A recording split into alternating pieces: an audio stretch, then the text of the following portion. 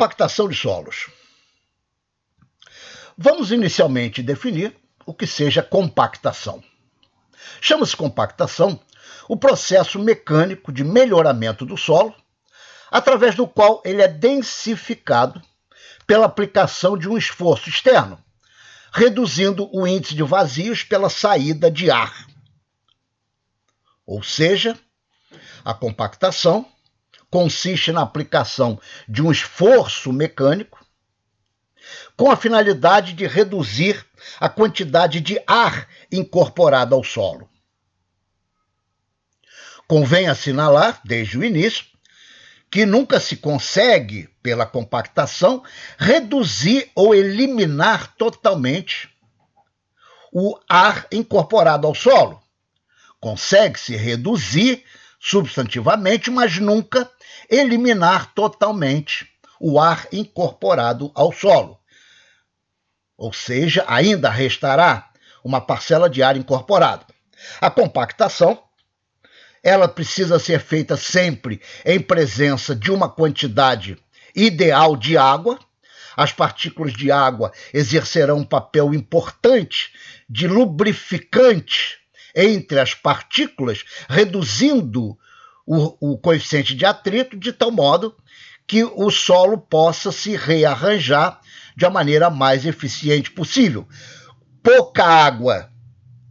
Se a água for pouca, a compactação não será tão eficiente, e se houver água em excesso, ela também será ineficiente, porque ela ocupará, no final da compactação, espaço que poderia estar sendo ocupado por grão sólido. Então, vai existir uma quantidade ideal de água para que a compactação seja a mais eficiente possível. Por que compactar os solos? Está mais do que comprovado que, independente do tipo de solo, para todos os tipos de solo, quando se aumenta o seu peso específico, a sua resistência ao cisalhamento aumenta também. Então, independente de solos arenosos, argilosos, siltosos, todos os solos aumentam a resistência quando densificados, quando compactados. Quanto maior for a compactação, maior será a resistência. Só este fato já justifica a compactação de solos. Mas a compactação tem várias outras finalidades. Então, o principal objetivo da compactação, logicamente, é aumentar a capacidade de suporte, aumentar a sua resistência ao cisalhamento, é a principal. Mas existem outras finalidades, como, por exemplo, diminuir os recalques indesejados nas estruturas. Quanto mais for compactado um solo, menor será a sua deformação quando carregado. Então, pela compactação, se consegue diminuir as deformações indesejadas das estruturas. Outra vantagem da compactação é diminuir a variação de volume, que ocorre principalmente pela variação do teor de umidade. Há uma tendência dos solos de aumentarem de volume quando aumenta a umidade e diminuírem de volume quando a umidade diminui. Esta expansão ou contração dos solos é significativamente diminuída quando se compacta o solo. E uma outra vantagem da compactação é de reduzir o coeficiente de permeabilidade do solo. A condutividade hidráulica do solo, ou permeabilidade, que é a capacidade dele deixar passar água pelo seu interior. Então, quanto mais compactado for um solo, menor é a permeabilidade, o que é uma característica que se procura quando a finalidade do solo é reter a água, como numa barragem, por exemplo.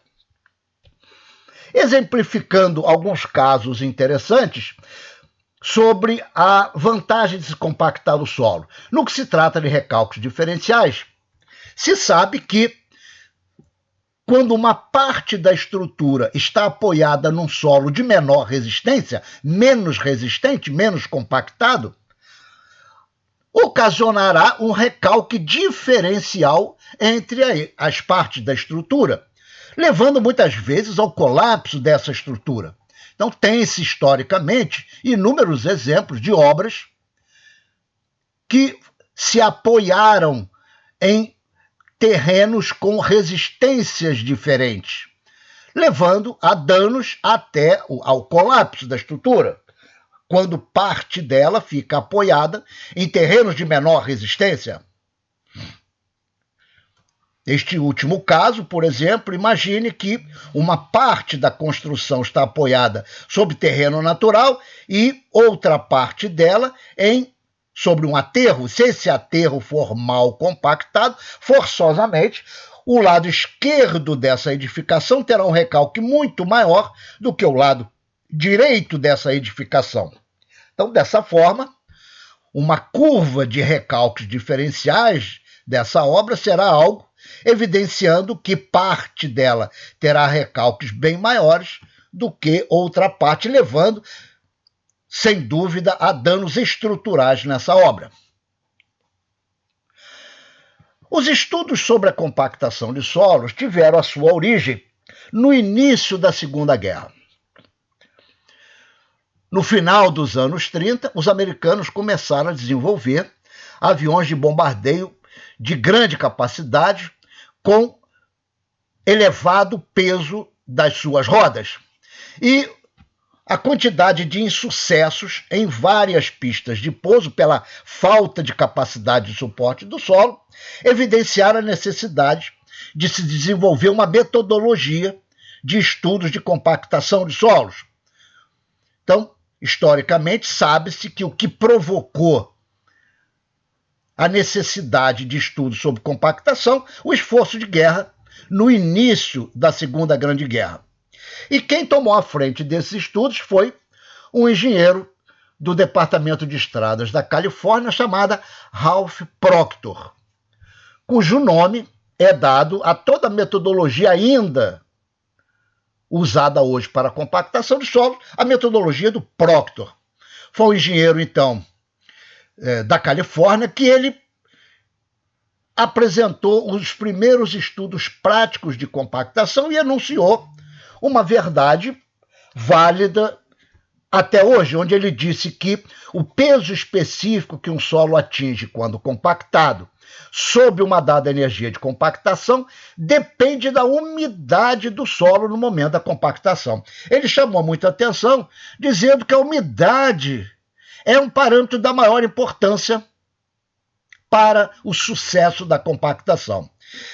Vamos nos referir à célebre figurinha do modelo trifásico do solo.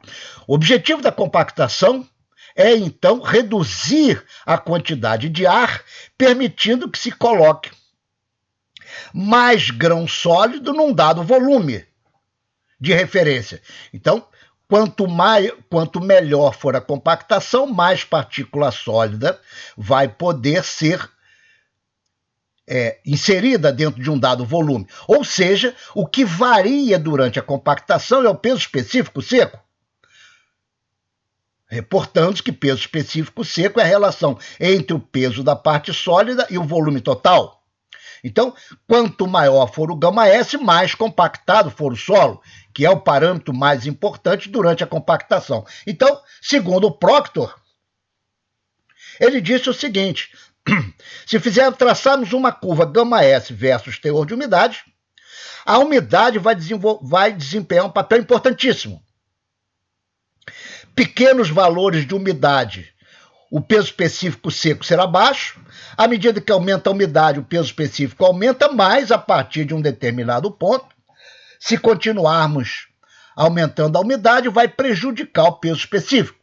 Então, pela primeira vez, surgiu o conceito da umidade ideal, chamada de umidade ótima. Então, é o teor de umidade que um solo deve ser compactado para atingir um peso específico seco máximo para uma determinada energia de compactação.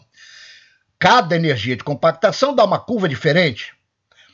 Então, para cada energia de compactação, existe um teor ideal de umidade, chamado umidade ótima, para se chegar ao peso específico seco máximo. Essa foi a conclusão prática do Proctor, após realizar inúmeros ensaios de compactação. Mas nós já vamos em seguida mostrar que esse formato da curva de compactação ele pode ser deduzido analiticamente, conceitualmente, como nós vamos ver em seguida. A curva de compactação ela é influenciada por uma série de fatores, começando pelo tipo de solo. Os solos arenosos, eles tendem a apresentar uma curva de compactação mais achatada.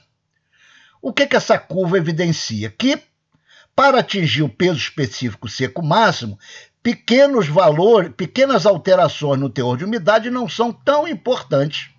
Ou seja, o peso específico seco máximo não é tão influenciado por pequenas variações no teor de umidade. Ótima. Vamos a outro extremo, os solos argilosos. Já os solos argilosos, eles são tremendamente sensíveis à variação de umidade. Uma pequena variação da umidade, um erro na umidade, para menos ou para mais, influencia tremendamente o valor do peso específico seco máximo. Então, os solos argilosos apresentam uma curva muito mais acentuada, evidenciando a sensibilidade ao valor da umidade de compactação. Evidentemente que um solo intermediário, uma mistura de argila arenosa, apresentará um gráfico intermediário entre uma curva achatada, como as areias apresentam, ou uma curva muito acentuada das argilas. Então, o tipo de solo influencia no formato da curva de compactação. Outro parâmetro já falado é o teor de umidade. O teor de umidade influencia tremendamente na obtenção do peso específico seco máximo, que é o objetivo da compactação. Outro parâmetro é a energia de compactação. Evidentemente, se nós aumentarmos a energia de compactação, o resultado será outra curva acima da energia menor. Então, quanto maior for a energia, mais alta será a curva. E outro fator que influencia é o processo de compactação.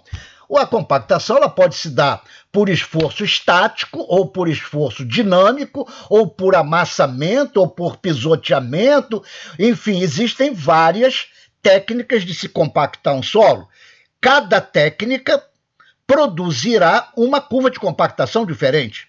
Então, o processo de compactação ele também influencia no formato e no resultado final do ensaio. Como eu disse, existem vários processos de compactação.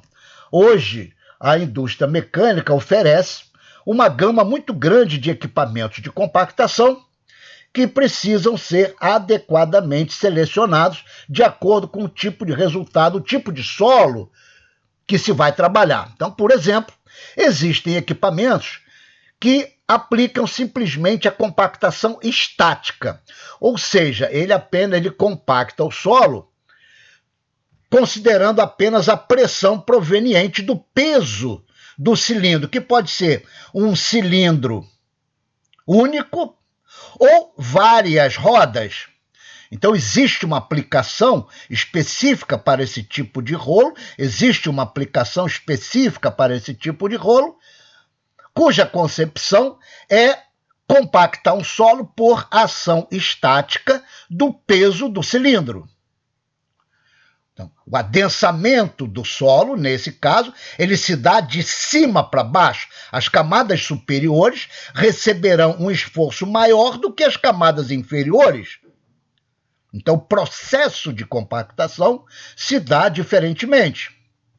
Outro processo de compactação é através de rolos compactas. Historicamente, se sabe que algum pesquisador se inspirou na pata do carneiro para desenvolver o primeiro rolo de compactador chamado pé de carneiro. Sabe-se que o carneiro tem um formato de pata, uma relação entre a área de contato e o seu peso bastante reduzido. A área de contato da pata do carneiro é muito pequena em relação ao seu peso. E o pesquisador, se inspirando, desenvolveu já em 1904 o primeiro rolo chamado pé de carneiro, onde o cilindro era preenchido com areia para aumentar o seu peso e ele era rebocado, fazendo com que as patas penetrassem no solo e o compactassem de baixo para cima. O efeito que se obtém com esse tipo de compactador é que ele compacta o solo de baixo para cima, já que quando o solo está sem compactação, essa pata penetra profundamente no solo. E à medida que ele vai sendo compactado, essa pata vai penetrando menos. Hoje, existem dezenas de tipos de rolos com patas. Cada fabricante desenvolve um formato de pata específico, mas todas têm a mesma finalidade, ou seja, reduzir a área de contato. Então, as patas, elas têm uma área de contato bem menor do que o cilindro, fazendo com que haja uma concentração de tensões muito grande na base da pata, fazendo com que o solo seja compactado de baixo para cima, tendo em vista que no início da compactação a pata penetra a maiores profundidades, compactando o solo desde a sua parte inferior. São rolos muito eficientes para compactação de solos. Além disso, os equipamentos de compactação, a maioria deles, são dotados de movimentos de vibração. Então, além da carga estática, o cilindro trabalha com movimentos oscilatórios normais ao eixo do cilindro, de forma que a compactação se dá não só pelo peso, mas pelo impacto. Então, tanto os rolos lisos quanto os rolos compactos, hoje em dia, praticamente todos os fabricantes dotam o seu equipamento com recursos de vibração, o que aumenta muito a eficiência desses equipamentos. E essa vibração, ela pode ser controlada de duas maneiras. Uma é a amplitude e a outra é a frequência de vibração. Então, quando a amplitude é regulada para valores elevados de amplitude, e isso o operador da máquina, ele regula a amplitude, aumenta ou diminui a amplitude. Então, quando ele aumenta a amplitude, o impacto é muito grande e tem um efeito maior na profundidade da camada. Então, as camadas de solo, a compactação de solos normalmente são feitas com altas amplitudes para que o efeito dinâmico se processe até maiores profundidades. Já camadas esbeltas, por exemplo, revestimento asfáltico, onde não há necessidade de atingir grandes profundidades, a amplitude é reduzida para reduzir o impacto do rolo sobre a camada. Então, esta amplitude ela é selecionada de acordo com o tipo de material que está sendo compactado. Da mesma maneira, a frequência de vibração. Para solos, normalmente a frequência é baixa, menor do que 2.000 vibrações por minuto. Mas a amplitude é grande. Então, a frequência é baixa, mas a amplitude é grande. Nós queremos atingir grandes profundidades. Então, frequência pequena, mas amplitudes grandes para solos. Já para revestimentos asfálticos, uma frequência alta, mas amplitude pequena, porque eu não tenho necessidade de atingir grandes profundidades. Então, são recursos que os rolos compactadores modernos nos oferecem, que aumentam muito a sua eficiência. Como regra geral, isso será aprofundado em outras disciplinas no 4º e 5º ano, como regra geral, para solos normais, granulares, solos não coesivos, solos arenosos, pedregulhados, o rolo compactador mais adequado é o rolo liso vibratório. Os rolos compactas, eles não têm boa eficiência para solos granulares. Então, solos finos, coesivos, solos argilosos, siltosos, os melhores rolos são rolos compactas, rolo pé de carneiro, estático ou vibratório. Normalmente no início da compactação vibratório e no final estático. Ou seja, primeiro vibratório para ele atingir grandes profundidades e no acabamento da compactação não se precisa mais vibração e ele passa a compactar apenas por efeito estático. Ou seja, de cima para baixo. E as misturas asfálticas, revestimentos asfálticos, os rolos compactadores mais adequados são os rolos de pneu e o rolo liso para acabamento. Então, normalmente, se começa a compactação com o rolo de pneu, que é o rolo ideal para amassamento, eu quero comprimir a massa asfáltica, então este é o tipo de rolo adequado, mas o acabamento é dado para um rolo liso, tendo em vista que os pneus deixam marcas no asfalto. Então o acabamento sempre é feito com rolo metálico liso para tirar eventuais marcas deixadas pelos pneus. Então, como regra geral, nós temos então rolos lisos vibratórios para solos granulares, solos coesivos, rolo pé de carneiro e misturas asfálticas, rolo de pneu. Exemplos clássicos que se vê, então, solos de maneira geral, usa os rolos pé de carneiros ou rolos com patas vibratórios no início da compactação e no final da compactação podendo desligar a vibração quando a penetração das patas já estiver muito pequena. Então, significa que ele já está bem compactado de baixo para cima e agora só falta compactação de cima para baixo para o acabamento. Então, desliga-se a vibração e dá-se o acabamento. Para materiais granulares, aqui é o caso de uma base de brita graduada, então material granular, o rolo ideal é o rolo liso vibratório. A vibração nos solos granulares faz com que rompa a resistência ao cisalhamento entre os pontos de contato dos grãos individualmente. Então a vibração é essencial para a compactação de camadas de material granular, para ela romper a resistência ao atrito existente entre os grãos. E, finalmente, o rolo de pneu, que é essencial na compactação de revestimentos asfálticos. O rolo de pneu, ele é muito eficiente porque ele adensa de cima para baixo, com carga estática, e o acabamento é dado por rolo liso para tirar todas essas marquinhas deixadas pelos pneus. Apesar de os pneus traseiros eles serem direcionados entre os intervalos dos pneus dianteiros, que é exatamente para eliminar ou tentar eliminar os sulcos das rodas, então os eixos traseiros, ele tem sempre um pneu a menos do que os dianteiros, mas mesmo assim ficam algumas marquinhas dos pneus, e aí o acabamento é dado pelo rolo metálico. Como eu disse, o Proctor, ele deduziu o formato da curva de compactação pela prática, fazendo ensaio de compactação, mas eu disse que nós poderíamos deduzir que o formato da curva de compactação tinha que ser aquele formato informado pelo Proctor de uma maneira analítica.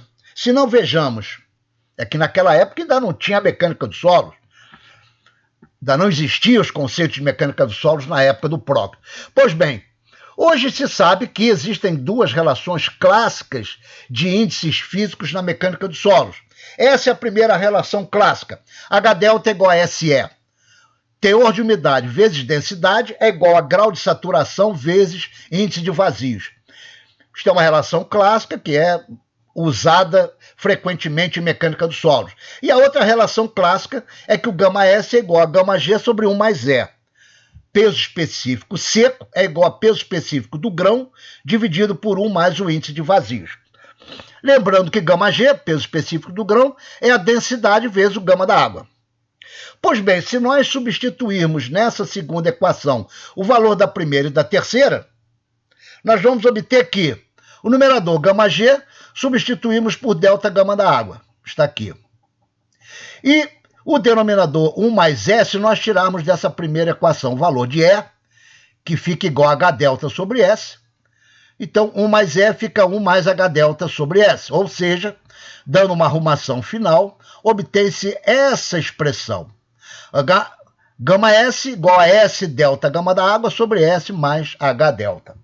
Vamos observar o seguinte. Delta é uma constante do solo, densidade da partícula sólida é uma constante. Gama da água é uma constante. Delta é uma constante. Ora, se nós substituirmos nessa equação valores constantes de S, de grau de saturação. Então, por exemplo, vamos começar admitindo grau de saturação de 100%.